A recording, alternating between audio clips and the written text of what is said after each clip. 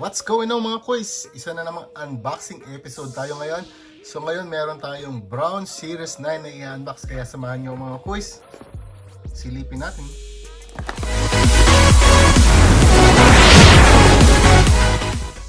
So ito na nga mga kuys, ito yung Braun Series 9 na nabili natin ngayon. So nakita natin to, sobrang laki nung ibinaba nung presyo niya. Pero kung tutusin, medyo may kamahalan pa rin, pero iba yung dating nung presyo eh. So kung makita nyo, original price niya is 290 euro. So ngayon, ang presyo na lang niya is 169.99. So isipin natin mga 40% off yung naging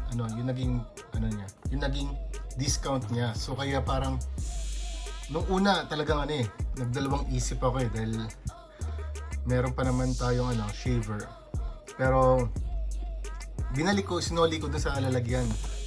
Pero nung palabas na ako ng shop, talagang pinag-isipan ko mabuti. Sulit ba talaga kung bibili ako nito? So parang talagang tiningnan ko muna online, nag-check ako sa internet, sinearch ko yung Braun Series 9 kung magkano yung presyuhan. Talagang ang mahal mga kuys. So ayun na nga, binalikan natin. At hindi na tayo nagdalawang isip pa dahil talagang sayang. Minsan lang namarating yung mga ganyang sale. Kaya kinuha na natin. Pero syempre medyo mabigat sa bulsa, pero babawiin natin yan, magugupit ulit tayo. Then siguro mga pag-iipunan natin ulit 2 months para mabawi natin yung shaver na binili natin. So buksan na natin mga kuys. Excited na rin ako. So gusto ko kasama ko kayo sa pagbubukas. So tara, samahan nyo ako magbukas nito.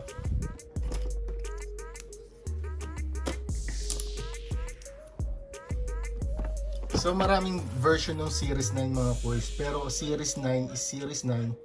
So meron siyang mga yung shaver na may charging station, or meron siyang cleaning dock. Pero ito wala siyang kasama. So kung makikita niyo sa picture, ang kasama lang niya is yung charging dock. So wala siya yung cleaning dock. So kung makikita niyo,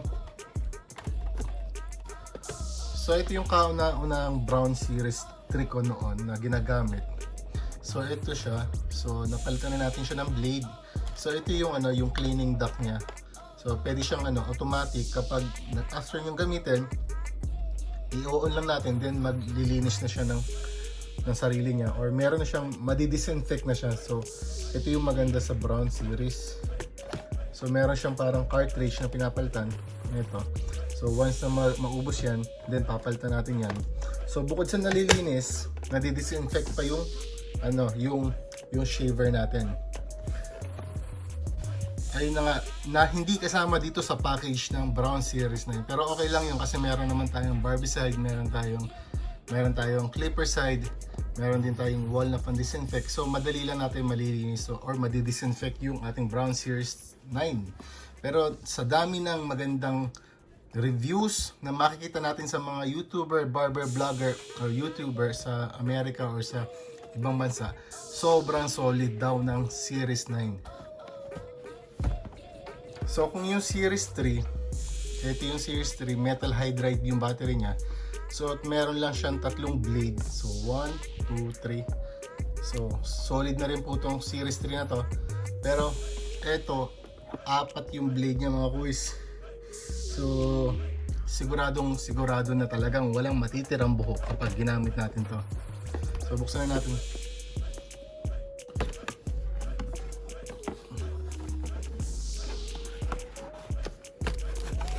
So meron siyang iba-ibang series mga boys. So ito yung Series 9. So ang nakuha natin is yung Series 9242S. Yun yung series na nakuha natin. So sabi ko nga, maraming mga variants yung yung Braun Series 9. So ito nakalagay dito is yung model niya is 9242S wet and dry with charging stand. So ito yung user's manual. Nandito na rin makikita yung ating guarantee card. So meron siyang factory guarantee na 2 years. So ito yung pouch. Meron siyang maliit na pouch na kasama para sa accessories. So ito yung charging dock niya. So nasa Europe tayo, so meron tayong European charger na nakuha. Ayan, makita nyo. Then meron siyang etoy. So ito na yung traveling etoy na. So meron siyang tatak na Braun. So buksan na natin. Oh my God. So ito na nga mga boys. Napakaganda, napakakintab. So meron siyang 4 blade system kung makita nyo. Ayan o. So in compare sa Series 3, ayan. So mas malapad yung yung mas mahaba yung blade niya kung compare sa Series 3. So konting-konti lang yung haba niya, pero yung niya, blade system niya is apat na cutter blade. So yung pinapakita sa pinapakita sa atin sa YouTube, talagang kahit naka-lever open yung ginawa yung yung pagkakagupit dun sa buhok, kayang-kaya niyang kayang-kaya niyang ahitin nung gamit lamang nung Series 9 na to. So makita niyo dito mga boys, wet and dry, pwedeng gamitin natin yan. Then meron din siya kasamang trimmer sa likod. So pag in-slide natin yan, lalabas yung trimmer. So pwede natin gamitin kapag may mga naiiwang buhok. Kung wari naggupit tayo, pinadaanan natin yung trimmer plus may naiiwang buhok, pwede pa natin gamitin to. And then ito na yung shaver niya. So meron siyang may gold, tapos yung shaver head niya. So ito yung itsura ng Series 9.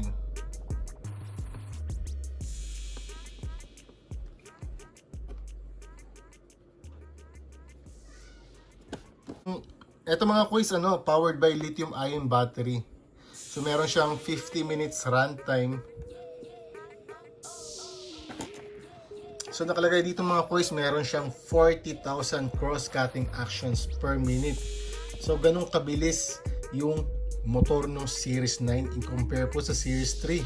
So meron siyang 10D flex head. So mga quiz, hindi lang siya 3D yung yung movement nung head na to, talagang 10D ang dinedeclare nila dito sa kini-claim nila sa shaver na to. So tingnan natin mga quiz, mag-run test muna tayo. Tingnan natin kung gaano ang kabilis tong yung stop. So mag-run test muna tayo mga quiz. So tingnan natin kung gaano kalakas ba talaga to.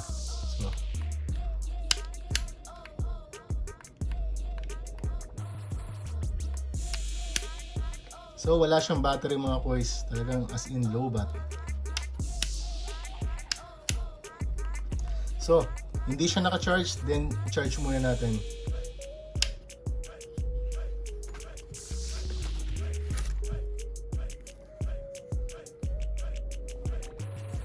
So ito yung kasama niya yung charging dock mga boys. So try natin i-charge sa sa kanyang charging dock. So ayan, makita nyo, nag-charge siya ngayon. So nagbi-blink siya. So hintayin lang natin mag-fully charge. Then babalikan ko kayo mga coils. Testing natin, mag-sound check ulit tayo. So ito na mga coils, na-charge na natin siya. So i-charge ko muna siya ng 1 oras. So namatay na yung charging indicator niya. So hindi na siya nagbi-blink. So ito yung ilaw niya, so fully charged na. So depende yung sa sa series po nung or yung sa model nung Series 9. Merong Series 9 na number yung nakikita niyo, pero dito yan, yung parang mga bars na makikita niyo. So kung makita niyo, pag inong ko, fully charged yan. So ito yung sound check niya or yung run test niya. So makita niyo, sobrang bilis.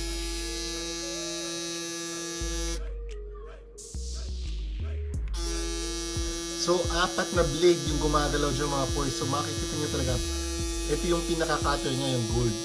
Yung mga mahahaba, dyan dadaan. Then pag nabawasan niya, dyan lilinisin ng mga foil shaver. So meron pa siyang secondary na cutter, yung nasa taas ng gold. So pag na-cut niya yung mahabang buhok, dadaan siya dito. Then lilinisin yung dalawang foil shaver sa gilid para mas talagang suwabing-suwabe at kalbong-kalbo yung kanyang mga pagkaka-shave. So ito mga kuys, meron siyang isang button dito. Ito para sa adjustment nung shaving head niya. So actually pwede mo siyang galawin. Natitilt siya. Ayan. Pag ginalaw mo, ayan. So adjustable siya, magkiklik siya. Pero nakalock yun sa nagla-lock in place. Mga dyan ko na lang sinet kasi merong mga parts, kunwari magsi-shave ka na sarili mo sa may bandang ilong, sa may bandang bigote. Ayan, so yan yung mga settings niya. So pwede natin ibalik. So ito yung lock nito, ito yung function niya is kapag in-unlock mo siya, so freely siya mag-move. So hindi siya nagla-lock in place. So kung magsi-shave ka, sumasabay yung kanyang wiggle. So talagang kaya nga meron siyang 10D, hindi lang siya dry D na movement, kundi 10D kasi bukod sa mga gumagalaw yung mga blades niyan. Ito, so lahat ng mga kanto na madadaanan nito, talagang may mga movement niya mga boys. So compare natin yung run test no Series 3. So ito yung run test ng Series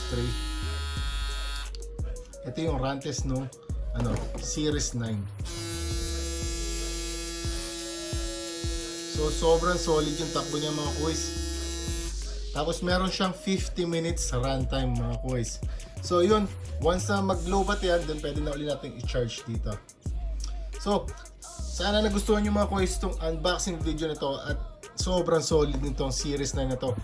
Siguro naman napanood nyo na sa mga vlogger na barber kung paano nila ginagamit or kung paano nila nagustuhan yung Braun Series 9. So ngayon meron na tayong Braun Series 9.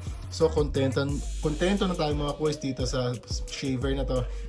Then papakita natin yan sa mga susunod nating mga video. So abangan nyo mga kuys kapag ginamit nyo na to.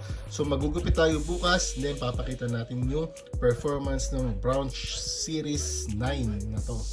So thank you for watching mga kuys.